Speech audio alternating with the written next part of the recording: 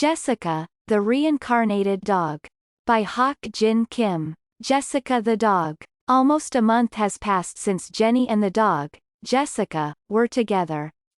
Oddly enough, Jenny never doubts how Jessica comes to her. She even winks at Jessica for a secret visit when she sees Jessica with Ellen, who comes by after school. John and Kate have no idea Jessica stays with Jenny during the day. If they knew it, they would appreciate Jessica's caring for Jenny more than anyone else. Meanwhile, Jessica is very careful not to be discovered by Ellen. She is meticulous enough to deceive Ellen, so she always gets home from Jenny's place to say hi to Ellen, who is coming from school. It isn't easy for Jessica to do this visit, but she couldn't let Jenny stay alone feeling lonely. One day before Jenny is supposed to undergo the third chemotherapy, Jessica thinks she can delay her plan no longer. She has to show what she can do to Jenny. So she takes out her 2 socks from the cabinet and holds them in her mouth. During the trip to Jenny's house, socks are soaked with Jessica's saliva. When she enters Jenny's kitchen through the doggy door, socks are totally yucky. But kind Jenny picks them up to wash in the kitchen sink. Finally, Jenny puts washed socks on the floor and says, "Here are things you brought, your socks. Did Ellen make them for you? Oh, you want me to help you put your socks on? Okay, you're done. They're wet. Do they bother you?" Without any barking, Jessica begins to move forelegs to write the word no. It takes several minutes to finish it, because her forefeet don't slip smoothly in wet socks. In spite of Jessica's hard try, Jenny doesn't recognize the word instantly. She just sees a water stain and says, "Oh, you like to play with water. Ha!" And then she holds up Jessica to take socks off and let her go out to walk as usual. Reluctantly, Jessica gives up drawing and follows Jenny. This time they walk along the neighborhood and then go into the forest instead of Jenny's garden. Jenny seems to be delightful with quietness in the sizable deep woods. She says, "This path reminds me of Georgia and my ex-husband, Andy." "That's ridiculous." And she laughs. After an hour walking, they find a white painted bench. Jenny sits down for a little rest. Since they walk farther than their usual routine, Jenny takes out a bottle of water and pours it in a small bowl for Jessica, saying, "Tomorrow is a regular checkup day. You stay your home. I'll be home around 4 o'clock. You can come the day after tomorrow. Okay?" When Jessica gets home, she checks that no one is home yet. But to her surprise, she has seen on the road by Sue, who's on her way back home from school for the day. Sue doubts in her eyes when she sees Jessica walking on the street. As soon as Sue gets inside the house, she calls Jessica, who is running to her. "Did you go somewhere? I saw you walking on the street." Jessica doesn't answer and licks her hands, thinking, "I should get home earlier and careful." The following morning breaks through the clear sky. Jessica remembers what Jenny said. She'd better stay home since Jenny will go to the hospital to check her condition and to get chemo.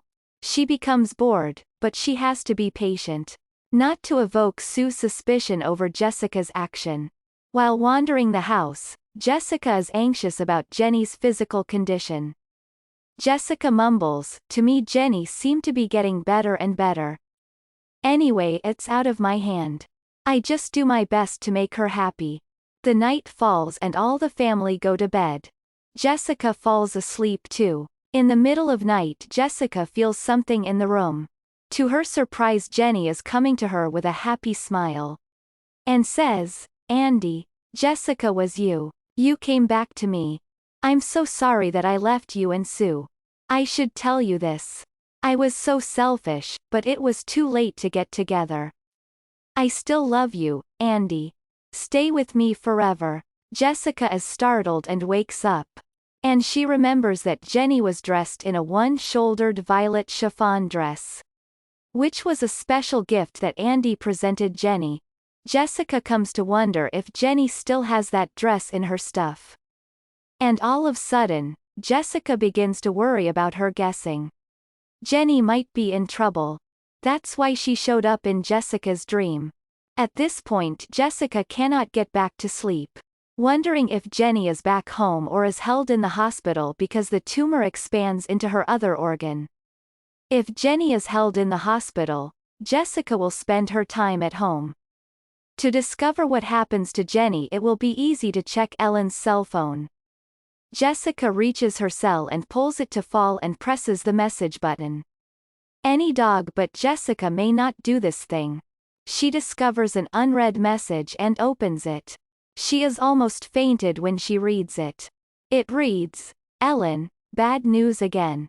My grandma fell asleep while she got chemo and then she kept sleeping. The doctor said she might get shocked and was trying to do his best." Jessica reads more messages that make her heart fall. She sits motionless for a while, thinking that Jenny's fate would be in the scale. She can't do anything for her to get well. She mumbles, "God, I hope Jenny will get well. I'd like her to live longer. And she needs to know how much. Andy loved her enough to live without any woman after divorce." With sadness, Jessica stays up all night. Before Ellen leaves for school, she says to Sue, "Mom, I'll visit Jenny after school to see how she's doing. If she's awake and she can be discharged from the hospital, I'm gonna let Jessica stay with her for several days to please her. Is it okay with you?" Sue answers, "No problem.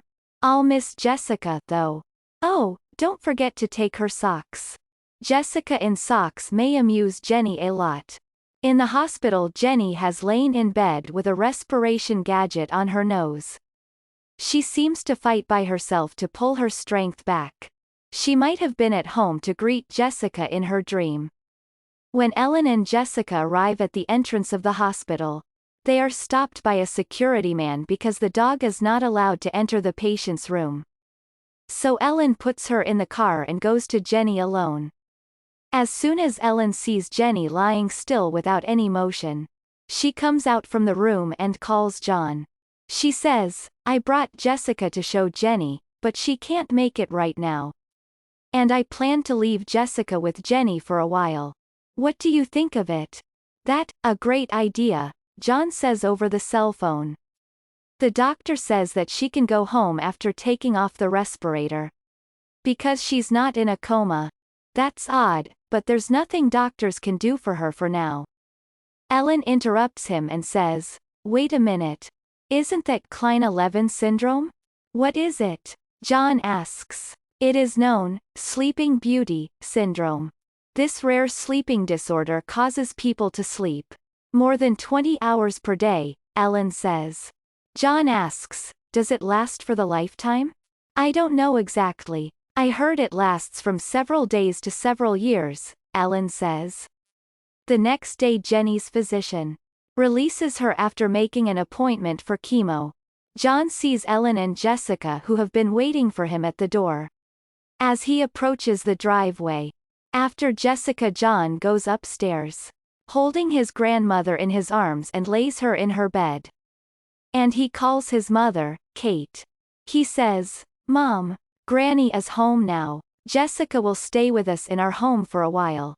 Ellen allows Jessica to do that. Ellen hears Kate's appreciation.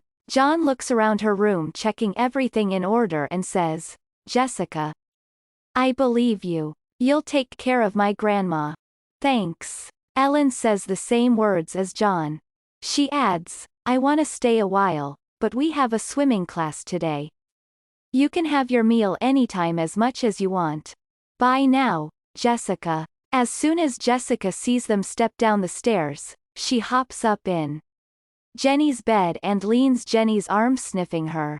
It is at dusk when Jenny opens her eyes. Suddenly, Jenny calls, "Andy.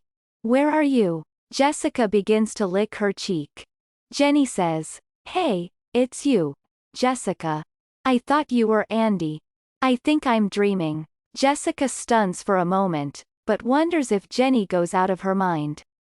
"Get well, Jenny," Jessica barks. "By the way," Jenny asks, "can you get me some food, Jessica?" Jessica is embarrassed a lot to be asked such an errand like that. She doesn't understand how Jenny asks a dog to bring food from the kitchen. But Jessica comes up with an idea. In the kitchen, Jessica pulls a chair with full strength to reach the bowl. And bites a pear tight and jumps down. As she climbs the stairs, she can feel her mouth watering and drooling on the carpet. At last she drops a pear on Jenny's palm. She babbles with her eyes half closed, "Thanks." And she begins to eat it and then falls asleep again.